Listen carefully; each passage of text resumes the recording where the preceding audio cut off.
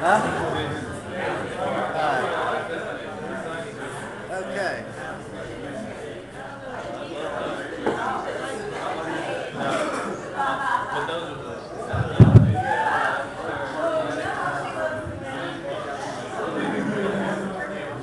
Good evening, ladies and gentlemen. I'd like to introduce myself, so I will. Ladies and gentlemen, put your hands together for the daytime professor, nighttime comedian, who's been tearing up the Gulf Coast comedy scene. Let's give a blind mule welcome to the often imitated, never duplicated, sometimes constipated, Dr. K!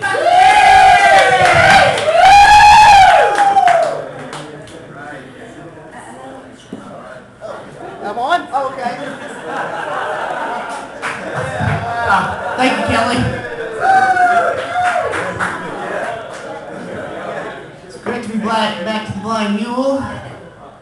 Last Wednesday, after a performance, I spoke to one of my coworkers and I said, I performed at the Blind Mule last night. And she said, what is a blind mule? I said, I think it's a condition you get from jackassing off too much. You got a blind mule doing that. Last night I was at this dance club shooting some pool and dancing, and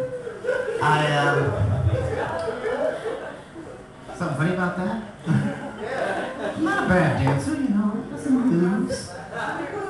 Not a bad pool player. I beat, I'll tell you what, this YouTube thing, I mean, my girlfriend in New Jersey is going to be watching that introduction and saying, oh, holy smokes alive, you're a piece of work, Kelly. But enough Nancyisms. Anyway, I played against the DJ and beat him twice, and one thing I've noticed is that people tend to play pool the same way that they dance. I mean, me, I'm the gentle, smooth, finesse kind of player. When I'm dancing, you know, I stimulate, titillate, charm, and then score a lot in the side pocket. And pool, I mean, okay? That's, you know, pool, not dancing. Y'all are sick. But that DJ, he's an aggressive dancer. The bump and grind, approach the woman, you know, like this, you know. And then he gets to the pool table, you know, I mean, he puts too much juice on his balls. In pool, not dancing. You perverts. What I mean is, you know, he thrusts his sticks and then he thrusts his stick too hard and then scratches his balls. In pool! Perverts.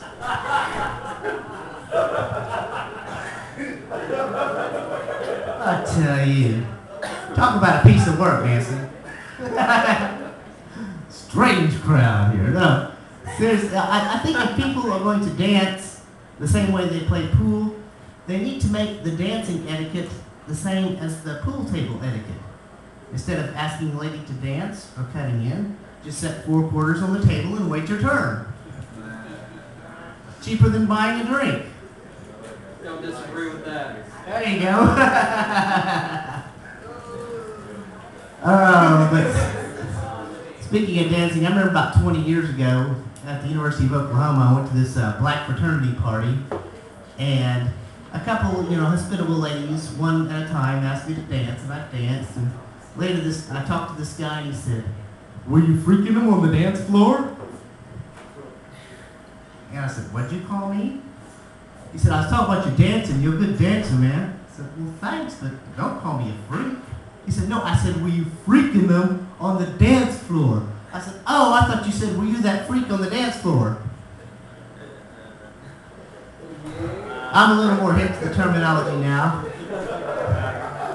I've got cable now. I watch BET, Black Entertainment Television. In fact, I was watching BET the other day. They have their own version of Jeopardy now. Have you seen this? BET Jeopardy. And there was this guy on there who was like really cleaning up the other night. He was on there and he was saying, "Rhyme time for 200. The answer is, a Caucasian professional football player in Green Bay, Wisconsin. What is a cracker packer? That is correct. over the counter for $200? The answer is a product that American Muslims take when they suffer from constipation. What is Malcolm X lax? That is correct.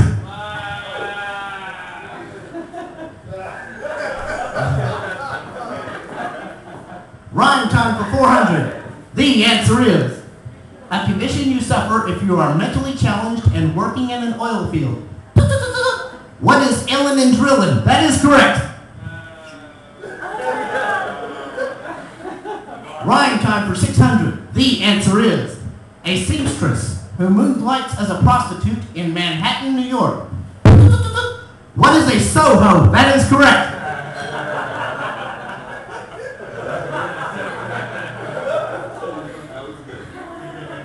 Thank you.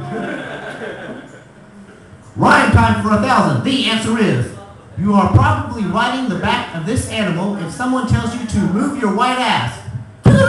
What is a honky donkey? That is correct. Yeah. Oh.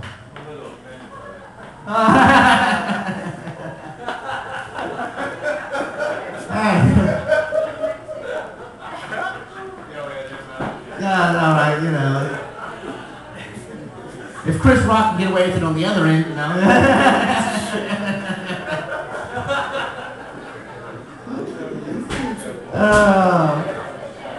I spoke about my lady friend Nancy in New Jersey before I got this T-shirt, before it shrunk. She told me a couple of months ago that I was spending too much time on the computer and that I needed to get out more. She didn't tell me in person. She sent me an email because, you know, she couldn't tell me in person. She lives in New Jersey. We met on datehookup.com. And I got that email while I was chatting on Facebook with a Baptist preacher in Texas, admiring the home runs he used to hit when he was 8 years old and we played t-ball together in Oklahoma in 1975.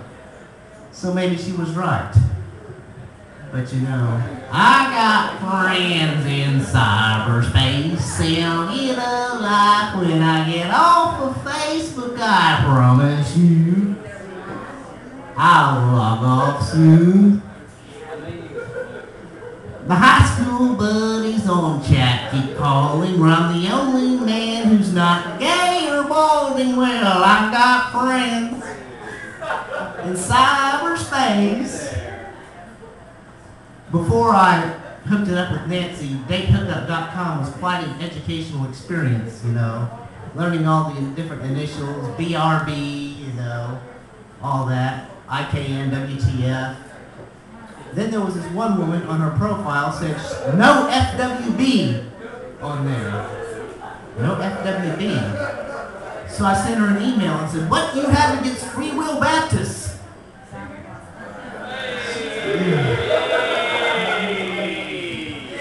She sent me back an email and said, LOL, you are funny.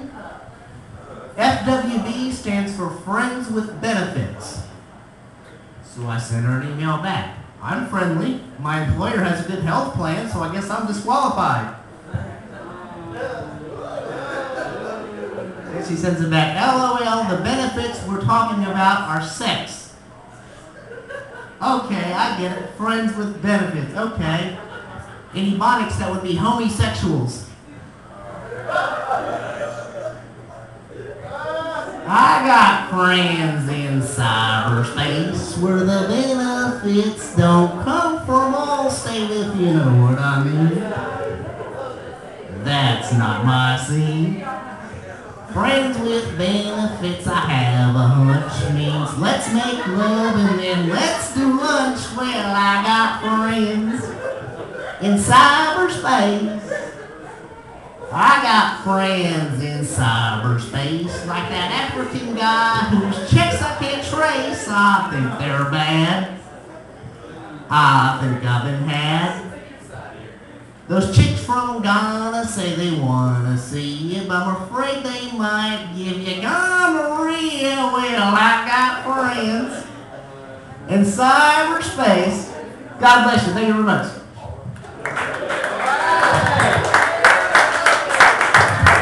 Dr. K, ladies and gentlemen.